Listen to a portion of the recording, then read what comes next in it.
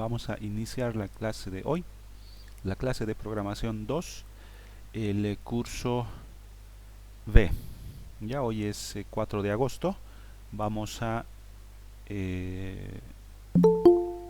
iniciar nuestra segunda clase de este tercer bimestre.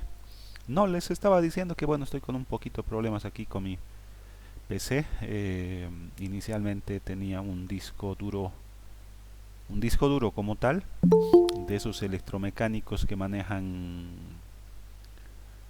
almacenamiento de información en medio magnético, ¿no? Los antiguitos, los hard disk. Entonces yo cambié a un disco SSD, pero un disco SSD de una marca medio rara, una marca china en realidad. Y he estado bien por un tiempo, pero una de las características de estos discos, para que también a ustedes les sea de utilidad, es que son muy rápidos, muy rápidos. Vuelve muy ágil la PC. Sin embargo, uno de los aspectos negativos es que duran mucho menos de lo que duran estos discos duros electromecánicos. Duran menos. Ya estoy teniendo problemas. He tenido que comprar, recién hoy compré otro disco SSD, ya de una marca más conocida, Crucial compré, para reemplazar, porque realmente está muy lento ya el disco, está fallando, es una de las desventajas que tiene, ¿ya? Entonces por eso estaba tardando en cargar este programa, pero ya estoy iniciando la grabación y vamos a continuar ya, por si les sirve también, antes de empezar, mientras están todavía conectando. Noten que yo utilizo este programa para descargar imágenes de Windows, porque voy a volver a instalar Windows, no me queda de otra. Es una marca, no recuerdo la verdad, porque todavía está dentro de mi case esta marca, pero es un loguito verde. Creo que eh, es un nombre como en inglés. Les voy a decir para la siguiente, no me acuerdo porque lo voy a sacar el disco para reemplazar y les voy a decir, pero es una marca china, entonces yo he tenido que comprar con un precio un poquito más caro, pero un disco, perdón, SSD de los mejorcitos que está llegando acá a nuestra ciudad, es Crucial. Y bueno, ¿no? Utilizo yo esta herramienta por si a ustedes también les sirve. Utilizo esta herramienta, se llama Windows ISO Downloader. Esto lo pueden buscar en Google, ponen Windows ISO Downloader y desde acá pueden descargar, miren, Windows 7, Windows 8. Yo acabo de descargar Windows 10 en español, de 64 bits, porque voy a volver a instalar mi PC, entonces lo he descargado. Esta es la versión dice bueno, no dice acá ya, cuando yo le hice un clic te decía, ¿no? Desde la versión 2021 de mayo 2021, entonces bastante actual, y esta herramienta lo descarga directamente del servidor de Microsoft, así que no estoy a veces cuando descargas de páginas raras, los instaladores, incluso los ISO, lo puedes desempaquetar, por así decir, agregar alguna cosita y empaquetar otra vez, entonces no es muy confiable, pero desde esta herramienta te lo descarga directamente de Microsoft, ¿no? Cuando veamos al año, por ejemplo, en redes, Windows Server, acá también tienes la posibilidad de descargar Windows Server, Office, entre otros, ¿ya? Pero bueno, vamos a pasar directamente a lo que compete, por si les sirve, ¿no? Ahí se pueden anotar Windows ISO Downloader, se llama de ahí. Office también de ahí descargo y no he tenido ningún problema hasta ahora. Bien, vamos a iniciar entonces la clase. La anterior clase, si recuerdan, estábamos ya con lo último de lo que es los proyectos los proyectos WPF, y estábamos viendo lo que es XAML, ¿no? La presentación ya lo he descargado en PDF y lo he agregado acá en lo que es nuestro Classroom de Google, y se los he cargado acá en bibliografía. Entonces, de ahí lo pueden descargar. No hay un tema en realidad que se llame Windows Presentation Foundation o XML o XAML, perdón, pero yo lo estoy agregando acá en bibliografía. Ya está completo. Hoy solamente una pequeña partecita más que teníamos pendiente, y el resto ya lo voy a dejar como parte de la documentación nomás. Ya habíamos quedado acá, miren, estábamos viendo algunos contenedores, porque vamos a pasar ya a nuestro otro tema. Estábamos viendo algunos contenedores, y es que cuando nosotros realizamos el diseño de nuestra interfaz, tenemos que definir qué elementos vamos a utilizar para agrupar los elementos visuales. Ya habíamos visto, por ejemplo, hay un contenedor llamado Canvas que te coloca los elementos en la parte superior izquierda por defecto, o los puedes alinear según el borde, ¿no? Superior, inferior, izquierdo, derecho, o la combinación de dos. Bastante interesante. Habíamos visto también otro. Bueno, puedes utilizar el eje Z en los canvas, en el lienzo. También habíamos visto otros, el wrap panel, por ejemplo, que coloca los elementos uno al lado del otro en formato horizontal, ¿no? Y bien interesante. Entonces ahí pone los elementos de esa forma. Y si la ventana habíamos hecho en la anterior clase, ¿no? Si la ventana se reduce, entonces lo que hace es crear una nueva fila para agregar los elementos y colocarlos uno al lado del otro mientras exista espacio. Puede ser horizontal o vertical también, los wrap panels. Hay también otro contenedor, esto lo vamos a pasar porque es muy simple. Los stack panel. Un stack es muy similar a un wrap panel, pero con una diferencia importante. El stack panel no adapta el contenido. Es decir, si tú reduces el tamaño de la ventana, no lo va a adaptar, no va a crear otra columna para tratar de adaptar el contenido para que sea, por así decir, adaptable al tamaño de la pantalla. No, directamente lo corta. Si necesitas ese tipo de comportamiento en un contenedor de una ventana, de un WPF, entonces pudieras utilizar un stack panel que puede ser vertical o también horizontal, ¿no? Este es un ejemplo sencillito de un stack panel vertical. El nombre viene de stack, de pila, ¿no? Cuando nosotros apilamos, tienes una caja y colocas libros, entonces vas colocando uno encima del otro. De ahí su nombre, stack, pila, apilar, ¿no? Pero también puede ser horizontal, uno al lado del otro. Si vas reduciendo el tamaño de tu ventana, entonces ya no va a mostrar algunos elementos. No se adapta al tamaño de la ventana, ¿no? Hay otro contenedor llamado el dock panel que divide la ventana en cinco partes, por así decir: superior, inferior, izquierdo, derecho y centro. Esto pudiera ser, por ejemplo, para agrupar menús, área de trabajo, paneles, etcétera. Pudiera ser, ¿no? Es un comportamiento bastante interesante también que tiene. Ya, sin embargo, en la documentación les estoy mostrando algunos ejemplos cómo pudieran utilizar este panel. No es complicado tampoco. Y el último contenedor es el grid, ¿no? Grid en español sería grilla, lo que manejamos en Excel, columnas y filas. Entonces tú puedes tener una ventana y puedes dividir esa ventana en columnas y filas.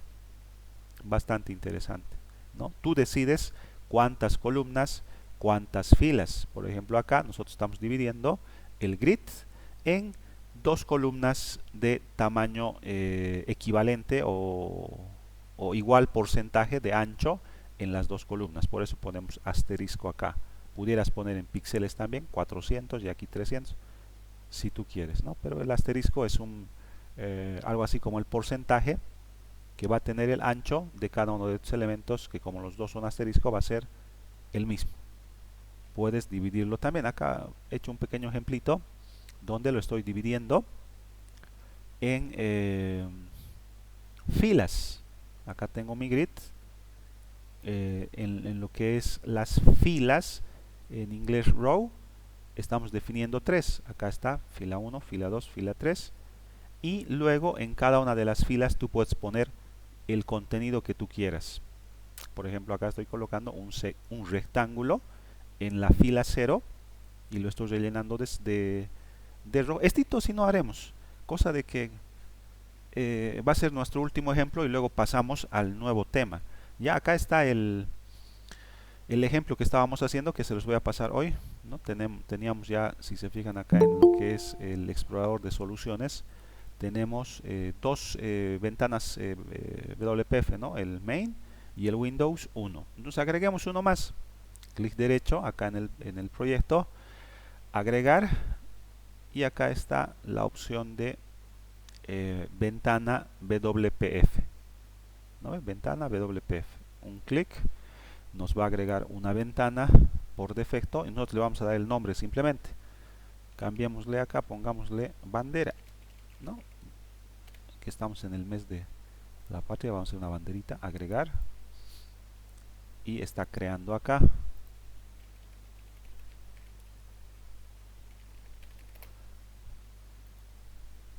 Perfecto, ya tenemos entonces acá nuestra ventana WPF. Ya para esto vamos a necesitar simplemente un, un escudo. Ya vamos a utilizar la herramienta de búsqueda de imágenes de Google. Acá vamos a poner color transparente para que busque PNGs. Y a ver, uno bonito, digamos, este de acá. No, es bastante grande, pero no sé si creo que va a ser muy grande, pero no importa. Acá está, lo voy a guardar. Usted también puede descargarse, ¿no? Yo estoy haciendo acá un ejemplo, se los voy a subir todo completo, ¿no? Y acá el escritorio nomás. No, pero esto no. Tiene que ser un formato conocido. PNG pudiera ser.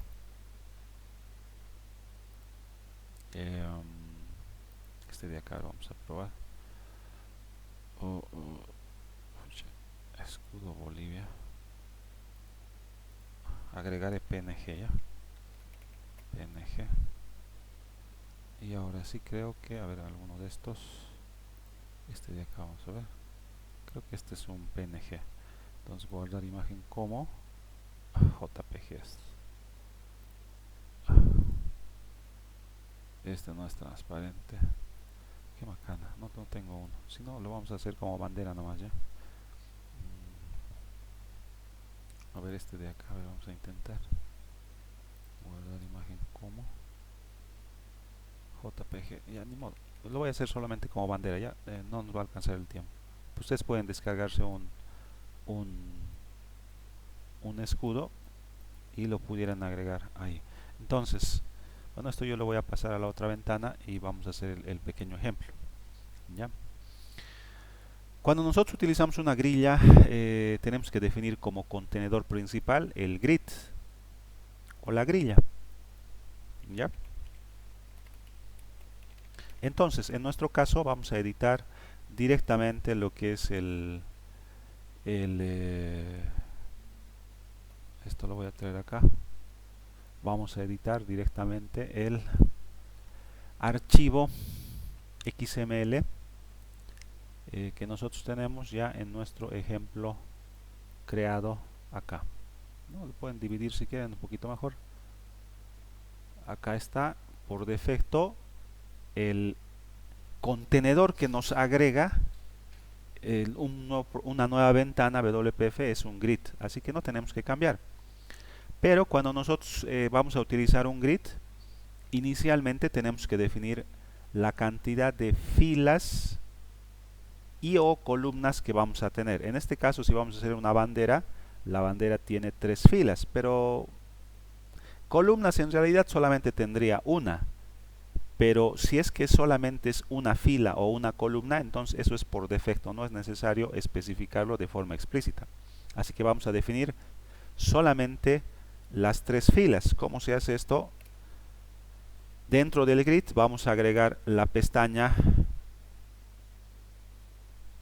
grid.row definitions. Vamos a definir filas. Voy a cerrar la etiqueta con pico paréntesis cerrado para que me cierre la etiqueta de esta forma y dentro pueda contener la definición de cada una de las filas. Entonces acá dentro defino cada una de las filas. Voy a definir la primera fila, row definition, y acá tú defines, como son filas, definimos el alto, en inglés height. Acá puedes definir, si quieres, en píxeles el alto. Voy a cerrarlo con slash, y acá tendríamos una fila, ¿no? Pudiera ser, pero en realidad nosotros queremos que las tres filas tengan el mismo alto, así que voy a ponerlo acá asterisco para ese propósito. Lo mismo para las otras filas, lo mismo tengo que hacer acá, row definition, height igual asterisco, hasta acá slash para cerrar la etiqueta, y lo mismo acá, o pueden hacer un copy paste también si quieren, height asterisco slash. Entonces, como pueden ver acá en la definición de nuestra ventana, tenemos tres filas, tres rows de alto, el mismo alto en este caso de las tres filas, porque le estoy poniendo asterisco. ¿Ya? Si quisieran que sea el doble, digamos, el del medio, pudiéramos poner acá 2x. Noten que acá esto sería, por decir, x en alto, esto sería x en alto porque los dos son asterisco, y este de acá sería 2x, el doble, si ustedes quieren. En este caso queremos que sean iguales, borro nomás el 2 y ya tengo las tres filas. ¿Ya? Una vez que has hecho tus grid row definitions, abajo ya podemos colocar elementos dentro de cada una de estas tres filas. Solamente tenemos que especificar la fila. Esto es como en los arreglos. Esta sería la fila 0, sería la fila 1, la fila 2, y si tenemos más, 3, 4, 5, etc. ¿Ya? Si no especificas la fila, por defecto es 0. ¿Ya? Si no especificas la fila, por defecto es 0. Entonces acá abajo vamos a definir que queremos colocar algo en la fila 0. ¿Ya? Vamos a agregar un rectángulo y lo vamos a rellenar, rectangle, y lo vamos a poner en la fila 0. Si no especificamos esto, automáticamente lo va a poner en el 0. Haremos la prueba. Acá lo voy a rellenar, fill red, rojo le voy a poner, y cerramos la pestaña con un slash. Entonces noten que aquí coloca el rectángulo en toda la fila rellenado de rojo. ¿Por qué? Porque por defecto es la fila 0. Pero si quieres especificarlo de forma explícita, acá pones grid, fila, grilla, punto, row, fila, y especificas 0. O si quieres 1. Noten que ahora aquí está el rojo. O si quieres, ponemos acá el 2 y se va a colocar acá. Si ponemos 3, ya esto ya no va a funcionar, nos va a salir error en tiempo de ejecución porque no hay 3, no hay la fila 3. Esta es la 0, 1, 2, no hay 3, ¿no? Entonces lo ponemos nomás en el 0. Lo mismo para las otras filas. Entonces acá vamos a agregar otro rectángulo, rectangle, grid.row. Para la columna es column acá. Lo mismo es. Puedes tener también, si quieres, filas y columnas, pero no nos va a dar el tiempo ya. Se los voy a dejar el documento ahí específico. Vamos a rellenar en el 1 y vamos a poner amarillo, ¿no? Amarillo, yellow, ¿no? En inglés. Yellow, ahí está, amarillo, slash para cerrar la etiqueta porque no vamos a tener nada dentro. Y el último, que sería también un rectángulo, vamos a rellenarlo, grids.row en el 2 y lo vamos a rellenar, fill, rellenar, green, verde, ¿no ve? Slash, y ya está, rojo, amarillo y verde. Si tuviéramos el escudo, en este caso no lo tenemos. Yo estaba buscando, pero lamentablemente no lo encuentro. A ver, un último intento, a ver, permítame. Estoy acá con el... Creo que aquí hay uno. Creo que acá está. A ver. Estoy descargando. Vamos a ver si funciona.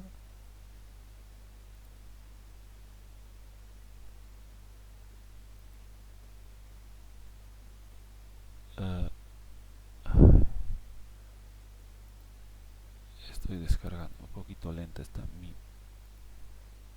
pobre PC. Guardar imagen. Guardar imagen.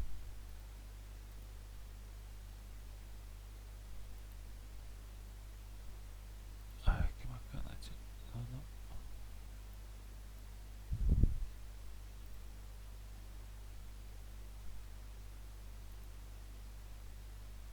Ay,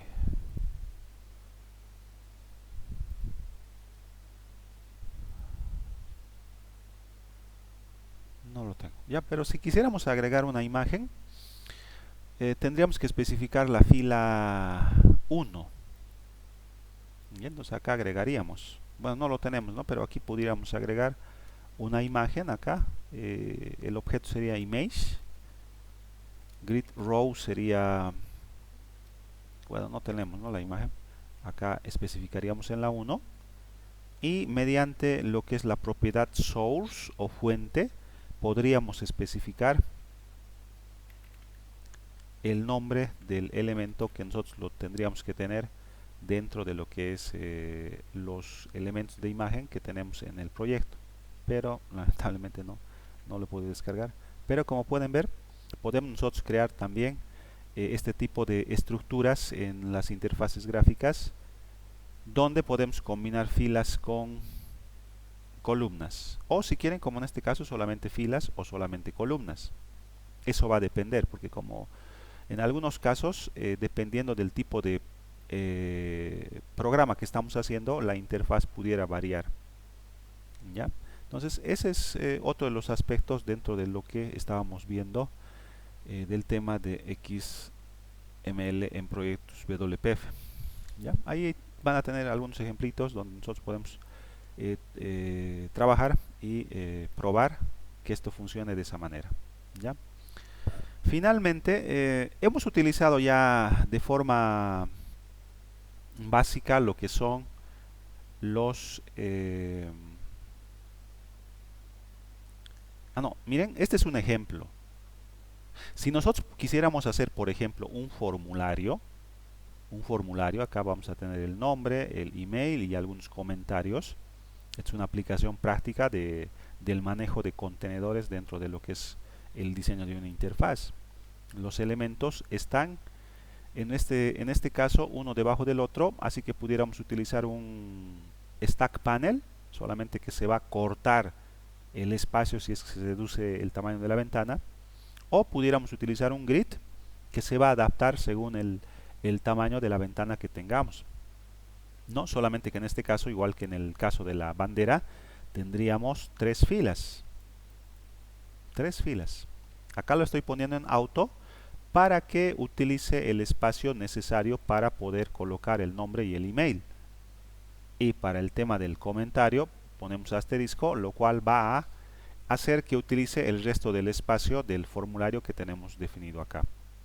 ¿No? Y acá, ¿qué es lo que estoy poniendo? En lugar de poner rectángulos rellenados, estoy poniendo un text box. No estoy especificando el grid row 0 porque es por defecto, así que aquí se va a poner el name, ¿no? Y este es un text box. Y acá pudiéramos tener otro, ¿no? Un email y abajo el comentario.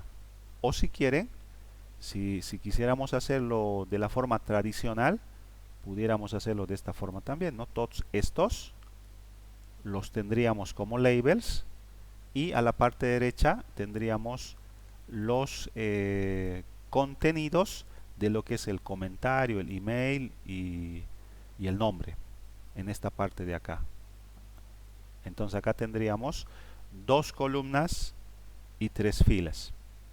Y acá nosotros ponemos el text box y otro text box. Y acá solamente serían labels, ¿no ve? Y se va a adaptar nuestra interfaz al tamaño de la ventana. Es bastante interesante esa forma de poder aplicar lo que son los contenedores. Este es lo que les decía, ¿no? Acá name, email, comment. Y acá tendríamos los respectivos elementos.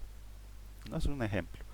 Finalmente, para ya terminar, nosotros hemos manejado ya los eventos en lo que es XAML, tal vez de forma implícita, doble clic al botón y ya nos creaba lo que son los eventos. El evento más eh, el más utilizado hasta ahora ha sido el evento click que nosotros le agregamos a un botón, ¿no? ¿Qué es un evento en XAML? Un evento en realidad es una acción. No solamente va a ser un clic, pudiera ser una acción apuntarle al botón.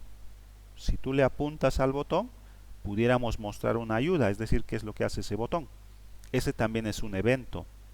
O con clic derecho, pudiéramos generar un menú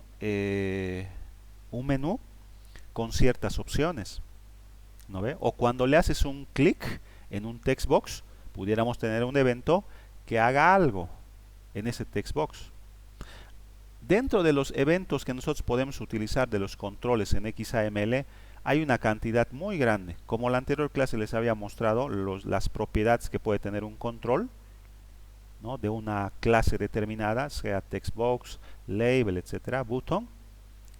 También eventos tenemos una cantidad grande. Un evento de los que hemos utilizado bastante es el evento click, es decir, algo, una acción que se ejecuta cuando se presiona un botón, pero no es el único evento, ¿ya? Sin embargo, ese es un evento común que lo hemos utilizado, el evento click. ¿Cómo se lo agrega desde XAML? Es bastante simple también. Acá tendríamos algunos botones. ¿Recuerdan? Acá teníamos el aceptar, cancelar, hola mundo del Windows 1. Y aquí están los botones. Botón aceptar, botón cancelar, botón hola mundo. Si quisieras agregar el evento clic de este botón, nosotros normalmente le hacíamos doble clic acá. Pero también lo puedes agregar desde acá, ¿no? El evento sería el evento clic. Así se llama el evento.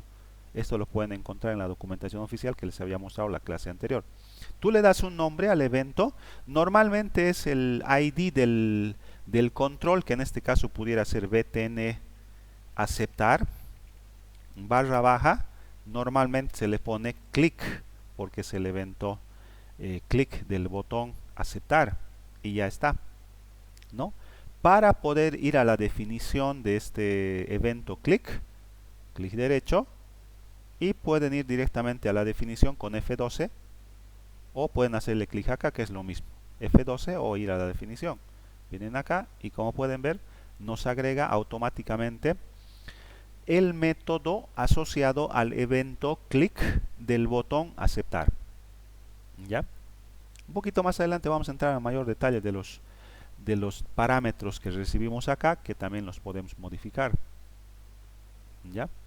Pero como les digo, este no es el único evento, el clic, sino que hay muchos más eventos que quizás haciendo algunos ejemplos un poquito más adelante pudiéramos con un poquito más de tiempo revisarlos en la documentación oficial de Microsoft, ¿ya? Pero es lo mismo que hemos estado haciendo, ¿ya? Luego, aquí se los estoy agregando un pequeño ejemplo por si acaso, ¿no? Acá está, dice private void btn botón barra baja clic. Este es un evento clic que lo que va a hacer es, utilizando los parámetros que estamos recibiendo acá, pudiéramos cambiar el color del botón a través de las propiedades background, utilizando la clase brushes para elegir un color, ¿ya? Bueno, luego como les digo hay otro tipo de controles también a los que podemos agregar eventos, ¿no? Los botones, checkbox, radio buttons. Acá también les estoy dando ejemplitos de cómo manejar checkbox, radio button en WPF y con el correspondiente código en C# que nos permite identificar o manejar estos controles: checkbox, textbox, password box, rich text box y labels. ¿Ya? Ahí con ejemplitos se los estoy poniendo. También los menús. Puedes agregar menús de forma sencilla. Menús contextuales también podemos agregar. Y en algún ejemplo un poquito más adelante, con un poquito más de tiempo, lo vamos a aplicar, ¿ya? Hay también, miren, hay toolbars y hay también expanders, ¿ya? En algún momento, si no, les voy a pasar algunos ejemplos para que puedan aplicar. Se pueden hacer cosas muy interesantes en interfaces con WPF. Esa es la idea, porque mucho más completo, flexible de manejar que Windows Forms, que es una ventana simple donde lo máximo que pudieras hacer es agregar un GIF para darle algo de dinamismo y cambiar los colores, fondos, etcétera, pero nada más. Acá puedes definir de forma más dinámica, más flexible todos estos controles que nos permiten crear interfaces muy interesantes. ¿Ya? Entonces los dejo la documentación acá en bibliografía, ahí está el PDF. Tal vez alguna práctica les voy a pedir que hagan algo simple en base a los ejemplos que tengo acá, para que ustedes también practiquen esa parte. ¿Ya? Así que vamos allá a entrar a lo que es el siguiente tema que forma parte de lo que es el conjunto de temas que tenemos que llevar esta gestión. Y este tema se llama manejo de excepciones en aplicaciones de escritorio. ¿Ya? Bien, vamos a empezar entonces. ¿Cuál es el propósito general de este nuevo tema, que es muy interesante y que es algo complementario a lo que ustedes han estado haciendo hasta el anterior bimestre? ¿Ya? El propósito general de este tema es, inicialmente tenemos que conocer el concepto, la parte teórica. Es necesario poder comprender la parte conceptual teórica de lo que es el manejo de excepciones o errores para posteriormente implementarlos en casos prácticos. Ese es el propósito general. Como pequeña introducción, en algún momento, en todos los ejemplos que hemos estado haciendo en programación 1, en programación 2, no solamente en lo que es programación de aplicaciones de escritorio, sino también aplicaciones móviles, aplicaciones web, se pueden dar situaciones excepcionales que provocan que se den errores en el programa o en el software, en el sistema que nosotros estamos creando, ¿no? Estos errores pueden ser de muchos tipos. Hay muchos tipos de errores que se pudieran dar. Y eso es válido. En realidad, a veces nosotros cuando hacemos programas, pensamos que pudiera haber algún tipo de error, pero en la práctica, cuando el usuario está utilizando nuestro programa todos los días, 8 o más horas al día, ahí es donde recién van a surgir algunos errores que tal vez nosotros como programadores no hemos pensado que iban a existir. ¿Ya? En algunos de las prácticas que ustedes me han presentado, por ejemplo, habían este tipo de excepciones. Yo les voy a mostrar como caso de estudio algunos de los programas que ustedes me han presentado y que obviamente funcionan, pero bajo ciertas circunstancias generan errores en el programa que ustedes me han presentado. Y es válido, yo no les he puesto mal. ¿Por qué? Porque todavía no habíamos llevado este tema de manejo de excepciones. Dentro de lo que es el manejo de excepciones, nosotros pudiéramos decir como ejemplo que algunas operaciones que nosotros estamos ejecutando en nuestros programas pudieran fallar bajo ciertas circunstancias. A veces circunstancias muy particulares, por así decir, y en algunos otros casos son operaciones que fallan, pero de manera muy simple, por así decir. ¿Ya? Un ejemplo, si tu programa está leyendo datos de un archivo almacenado, que es el nuevo tema que después de este tema que estamos viendo, vamos a ver ya almacenamiento en archivos de texto, vamos a almacenar información en el archivo de texto. Pero ¿qué pasa si ese archivo de texto que está almacenado en el sistema operativo se elimina? Ya sea que el usuario lo elimine o tal vez le entre un virus y se pierda.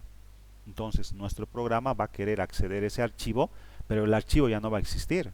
Esa es una excepción, es decir, una situación, una circunstancia que nosotros no esperábamos que iba a pasar, pero que por algún motivo X pasó. ¿Y qué hacemos?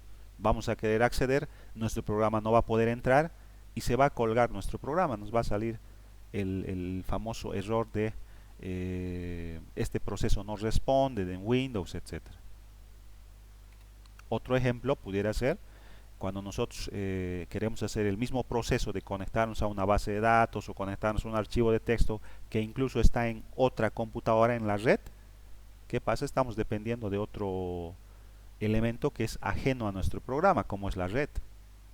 Lo mismo pasa con el sistema operativo, está fuera de nuestro programa. Nosotros no tenemos el control de eso. Pero ¿qué pasa si falla? Lamentablemente nuestro programa también puede fallar debido a estos factores externos que afectan el correcto funcionamiento de nuestro programa. Por eso es que cuando algunas veces también queremos ir a apagar de la luz, te dicen, no hay sistema, te dicen. ¿Por qué? Porque quizás la conectividad a lo que es el servidor central del sistema de cobros no está disponible. ¿No ve? No está disponible. ¿Y qué es lo que pasa? Al cajero le va a salir un mensaje que seguramente dice la conectividad no está disponible o algo así.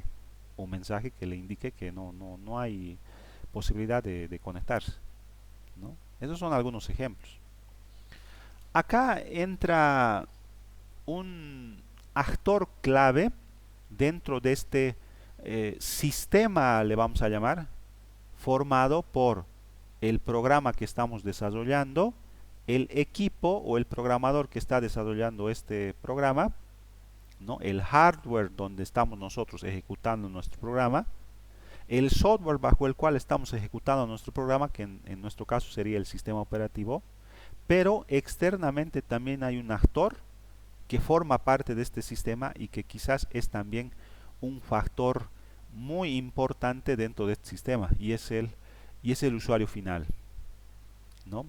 En realidad, y estábamos discutiendo un poquito eso esta tarde con otro grupo y estábamos hablando, ¿no? Pudiéramos tener quizás un programa muy bonito, muy eficiente, con un código muy limpio, muy depurado, pero si ningún usuario utiliza tu programa, en realidad ese programa que tú has desarrollado no tendría una utilidad, porque nadie lo está utilizando.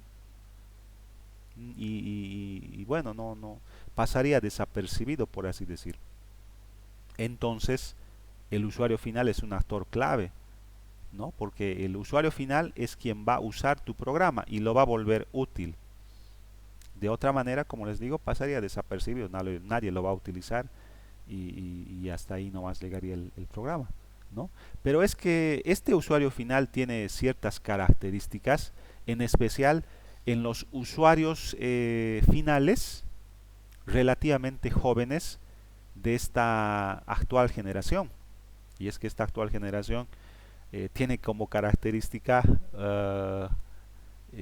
una fluidez en cuanto al manejo de las nuevas tecnologías, ¿no ve? Es algo que se está dando bastante en esta circunstancia de la virtualidad, ¿no? Los jóvenes incluso en las clases virtuales que están pasando a veces manejan mucho mejor la tecnología que los docentes, que tal vez están quedando un poquito relegados por cómo ellos también han aprendido en su momento, ¿no? Es parte de eso. Pero como les digo, los usuarios actuales tienen un alto conocimiento en cuanto a lo que es la tecnología. No es como antes, que realmente si sabías manejar Windows, tenías una ventaja muy grande con respecto a otras personas para optar por un trabajo. Ahora ya no, ahora se supone que tienes que saber manejar Windows, se supone que tienes que saber manejar, ya ni te preguntan, ¿sabes manejar Windows o sabes manejar Office? No te preguntan ya, ¿no? Entonces, este usuario actual es muy curioso, se maneja bien en lo que es la tecnología y obviamente si nosotros le vamos a poner delante de un programa que nosotros vamos a desarrollar, pues va a hacer cosas que nosotros ni nos imaginamos, ni nos imaginamos. Tú haces un programa y pones ahí, ¿no? Ingresa tu fecha de nacimiento. Y ahí nosotros ponemos un text box, que es lo que estamos usando hasta ahora, que no debería ser así. ¿Y qué es lo que va a hacer el usuario? Por curioso o tal vez por simplemente querer, entre comillas, hackear el programa, va a querer poner, en lugar de la fecha, va a poner números. ¿Y qué es lo que va a pasar? Tu programa espera que obtengas una fecha y el usuario te está insertando números. Unos números sin sentido. 1, 2, 3, por decir. Y lo hace, presiona Enter y ya, para ver qué es lo que pasa, ves, por pura curiosidad. Entonces, Si no sabemos cómo manejar ese tipo de circunstancias excepcionales, nuestros programas pudieran generar errores, y esos errores nosotros deberíamos de poder manejarlos de forma adecuada. ¿Ya? Entonces el usuario final es un actor clave. ¿Cuál es la definición entonces, ahora que hemos hecho una pequeña introducción de lo que es este término de excepción o error si quieren? En programación, este término de excepción se utiliza para transmitir la idea de que algo ha salido mal. Algo, lo que sea, pero algo ha salido mal. ¿No ve? Cuando estás jugando un juego y se cuelga tu juego y sale una ventana donde muestra un error, quiere decir que algo ha salido mal, ¿no? En términos comunes, significa que ha ocurrido un error o se ha presentado lo que se conoce técnicamente como una circunstancia excepcional, ¿no? Los que hacen control de calidad, por ejemplo, tienen que pensar en todas las circunstancias que se pudieran dar y que el programador debería de poder controlar, ¿no? Si tú estás pidiendo la edad de un estudiante en un text box, lamentablemente estás cometiendo un error. Deberías de colocarlo dentro de un selector de edades donde él seleccione la edad. No debería ser un text box en donde él, en vez de poner la edad, ponga hola. Entonces ahí habría una circunstancia excepcional.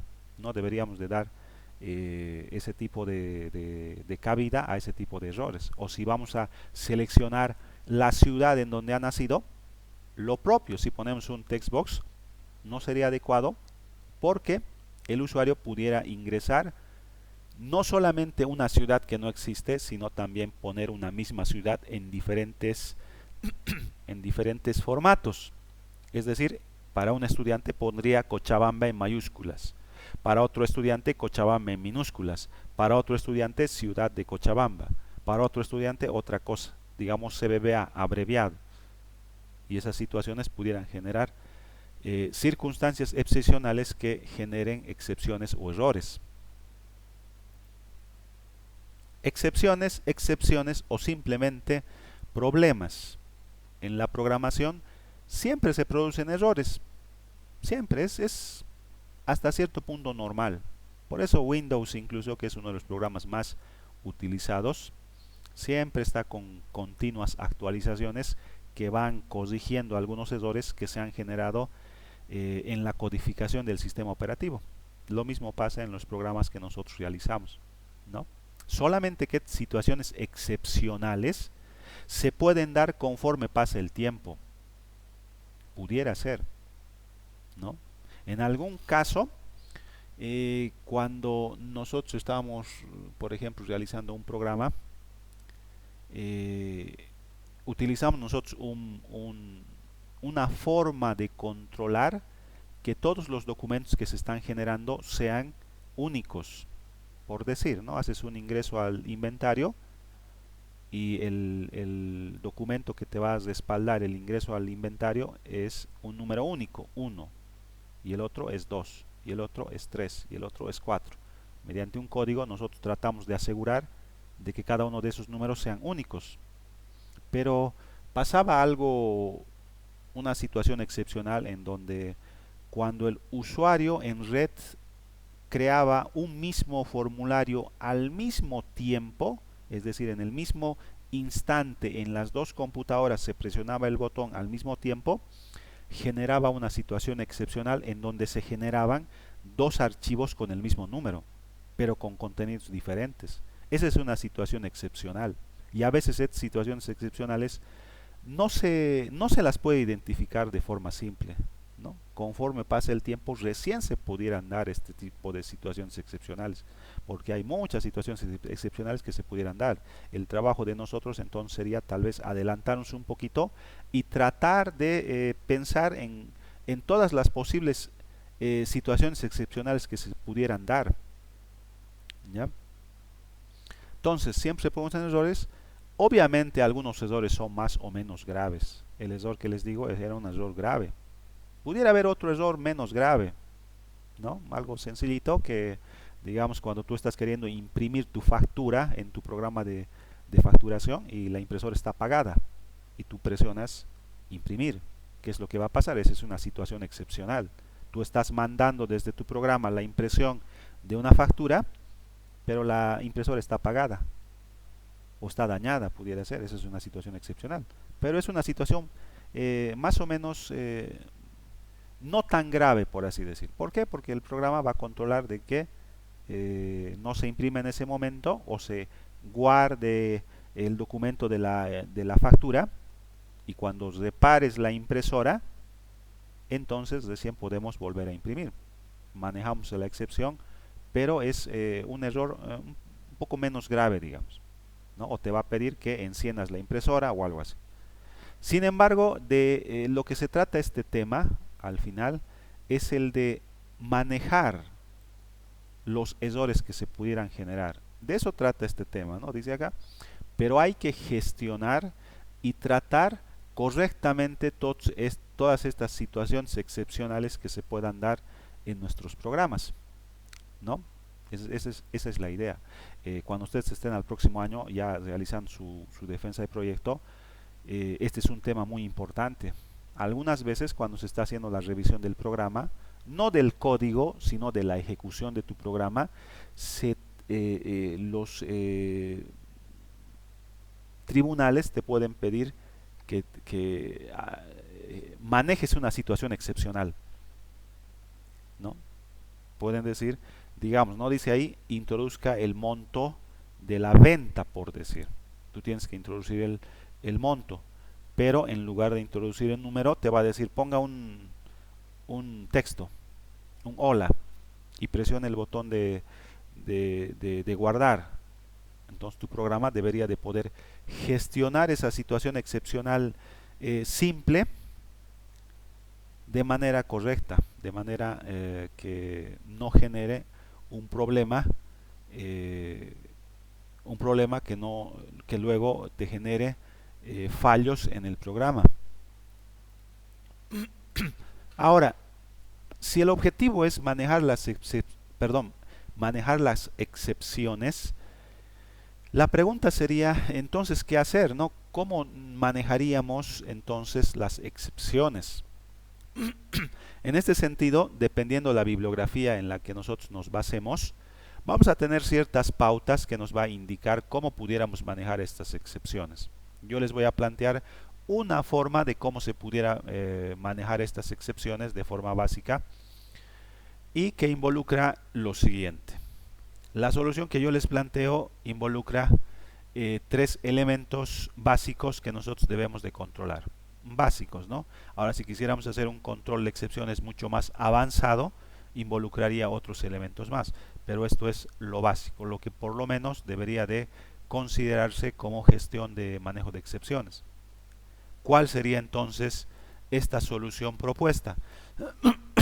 Primero, cuando se genera una situación excepcional, nosotros dentro del programa internamente deberíamos de poder inicialmente capturar el error. ¿Ya? Capturar el error. Estamos nosotros manejando un lenguaje de programación, C#. Este lenguaje de programación forma parte de toda esta plataforma que Microsoft nos proporciona, que tiene que ver también con el sistema operativo, etcétera, etcétera. ¿No ve? Entonces, hay las formas de cómo nosotros podemos capturar el error que ha sucedido. Hay formas de hacer esto, ¿no? Si tú estás queriendo acceder a un archivo, por ejemplo, y el archivo no existe, podemos capturar ese error. El error va a ser el archivo no existe. Es un error que nosotros lo podemos capturar desde el lenguaje de programación, utilizando toda la plataforma que nos proporciona Microsoft. Dos, algo importante que nosotros debemos de hacer es notificar el error. Y esto tenemos que notificarlo al usuario, obviamente, ¿no? ¿Por qué? Porque el usuario es el que utiliza el programa. Al usuario tenemos que nosotros notificarle que ha habido un error. Como en el ejemplo que les decía del pago de los servicios básicos. Tú vas a un banco y le dices quiero pagar de la luz. Y el cajero te dice, seguramente va a entrar al sistema y el sistema le va a notificar un error. No le va a mostrar el error, no sería apropiado que ahí le salga: ha habido un error técnico en la línea en la línea de código tantos, tantos, etcétera. No sería muy lógico. O sea, qué va a hacer el cajero con esa información? No va a hacer nada. Pero quizás la notificación del error que le llega al cajero es algo así como lo siguiente. Le va a decir: actualmente se está haciendo un mantenimiento al sistema. ¿Ya? Vuelva a intentar más tarde. Algo así. O algo más específico, ¿no? El sistema está cerrado actualmente. Se va a abrir el día de mañana a las 8 de la mañana. Algo más específico, ¿no? Pero tú estás notificando el error. Porque si no notificas el error, el usuario va a pensar que el programa está operando de manera normal, pero que está tardando, digamos. ¿No ve? Entonces, tienes que tener una forma de poder notificar el error o la excepción que ha habido al usuario. Y de forma adecuada. No hay que olvidar que, a pesar de que el usuario va a ser una persona que maneja la tecnología, maneja el sistema operativo, maneja etcétera, etcétera, el programa, todo, pero no es una persona técnica, es decir, no maneja el lenguaje de programación, no maneja el lenguaje técnico de lo que es el desarrollo de aplicaciones de escritorio, así que hay que tener cuidado con eso, ¿no? Y obviamente lo último que tenemos que hacer, ya dentro de lo que es la gestión del error, una vez que hemos capturado el error, que le hemos indicado al usuario que ha habido un error, tenemos que nosotros decidir qué acciones vamos a tomar. ¿No ven? ¿Qué acciones vamos a tomar? En algunos casos, el otro día fui a imprimir un documento a lo que es la registraduría, ¿no? A registros, ¿cómo es? Registro civil, donde sacas certificado de nacimiento, ¿no ve? Entonces, cuando la operaria estaba queriendo imprimir mi certificado, ahí decía que el sistema estaba lento y te decía: vuelva a intentar luego. Eso es una acción que se está tomando, es decir, ha habido un error, se ha notificado el error al operario, pero la acción que va a realizar a continuación es, si el usuario quiere, vuelva a intentar. Esa es una acción que tú tienes que tomar. En otros casos pudiéramos bloquear el acceso. Por ejemplo, si estás queriendo entrar a tu correo y colocas mal tu contraseña 3 veces, a la tercera, la acción a tomar pudiéramos hacer que se bloquee el acceso por cierto tiempo. Tú decides las acciones que vas a tomar a continuación para gestionar el error que ha habido. Esa es la idea. Estos 3 pasos entonces son los pasos básicos de lo que es gestión de excepciones o manejo de excepciones, si quiere. Capturamos el error, notificamos el error y tenemos que decidir qué acciones tomar en cuanto a la excepción que se ha dado. Vamos a detallar esto directamente en la siguiente clase. Ya no nos va a dar el tiempo, ¿ya? Y vamos a hacer un ejemplo práctico en el cual vamos a implementar la parte práctica de lo que es la gestión de excepciones en un ejemplo práctico que vamos a hacer. Yo voy a plantear un ejercicio en el que vamos a calcular ciertos valores en función a datos que nos vamos a solicitar al usuario, y vamos a ver cómo podemos gestionar las excepciones que se pudieran dar en ese contexto. Ya, entonces estamos a 2 minutitos de las 8. Voy a guardarme el archivo de la asistencia para el registro. Ahí está. No, ahí está, ya está. Alex Lafuente, Alexander Jorge, Alexander Samuel, Álvaro, y aquí está, ¿no? Alexander, Álvaro, está bien. Ya. Esto me lo voy a guardar yo. La grabación ya la voy a terminar.